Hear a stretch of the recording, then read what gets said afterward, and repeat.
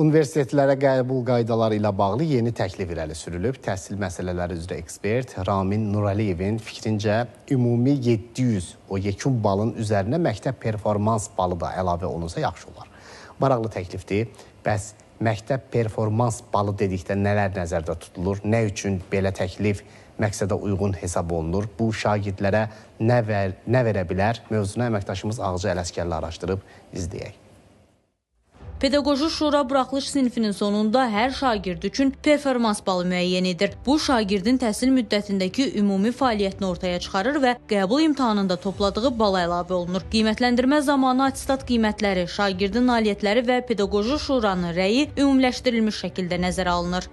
Məktəb performans balına beynəlxalq olimpiadalarda olan nəticələr, Respublika fənn olimpiadalarında olan nəticələrin əlavə olunması, eləcə də şagirdin məktəbdə təlim-tərbiyəsinə, davranışına aid olan qiymətləndirmə ümumi şəkildə 100 bal üzərindən götürülərək şagirdə müvafiq qiymətləndirmə balı veriləcək. Misal üçün, deyək 80 bal verildi və bu 80 bal qəbul imtahanlarında topladığı 700 bal üzərindən müəyyən, tutaq ki, 500 bal toplayıbsa, həmin 500 balın üzərinə gələcək 580 bal. 35 ildir pedaqoq kimi fəaliyyət göstərən Yeganə Səfərova deyir ki, bu illər ərzində onun nümunəvi şagirdlər olub. Amma indi uşaqlar biraz fərqli havada böyüyür. Ona görə də məktəbdə bəzən şagirdlərin etik olmayan davranışlarını da şahid oluruq. Bu səbəbdən pedaqoq təklifin tərəfdarı kimi çıxış edir. Mənə elə gəlir ki, müsbət tərəfləri çox olar. Şagirdlər daha da məsuliyyətli yanaşarlar. Şagird-müəllim arasında emosional davranış daha da yaxşı olar. Bu bir şagirdlərə motivasiya olar, stimul olar ki, mən nəinki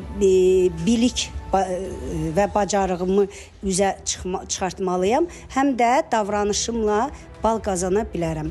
Hazırda ali məktəbə hazırlaşan şagirdlər də təklifi müsbət dəyərləndirir. Biz özümüzün məktəbdə aparmağımız, təlim-tərbiyəmiz, olimpiadadakı ballarımızın hamısını toplayaraq bizə bir bal versəydilər, bizim gələcəkdəki ali məktəbə qəbul olmağımız daha yaxşı olardı. Əgər belə bir qayda gəlsə, ballarla hər bir hərəkətimizi qiymətləndirirsən, ali məktəbə girərkən bu ballar toplanılsa, daha çox uğur nəticə əldə etmiş olarıq. Söhbət təhsildən gedirsə, beynəlxalq təcrübəyə də nəzər salmaq lazımdır. Hazırda bir çox inkişaf etmiş ölkələrdə məktəb performans nəticəsi şagirdlərin universitetə qəbulunda mühüm rol oynayır. Amerika Birləşmiş Ştatları, Almaniya, Finlandiya, İtaliya, Kanada kimi ölkələrdə məktəb performansı yüksək qiymətləndirilir. Hətta bir sıra ölkələrdə orta məktəb göstəriciləri ali təhsil almaq üçün də kifayət edir. Almaniyada ali məktəblərə qəbul imtahansızdır. İlk baxışdan qəribə və asan görünsə də əslində çox çətindir. Burada ali məktəbə qəbul üçün iki əsas şərt var. Birincisi, oxuduğun orta məktəb yaxud da ki, gimnaziyanın yekun imtahanlarının nəticəsi.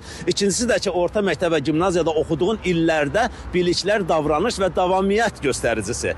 Məsələ burasındadır ki, öncəki illərdə də hər hansı bir səbəbdən çoxlu sayda dərs buraxmısansa və yaxud da ki, məktəbin davranış qaydalarına zidd olan hər hansı bir davranış nümayiş elətdirmisənsə, bu sənin yekun nəticədə qiymətlərini xeyli dərəcədə aşağı sala bilər ki, ali məktəbə qəbul zamanı da bu ya mümkün olmayacaq, ya da ki, seçim imkanları xeyli dərəcədə məhdud olacaq.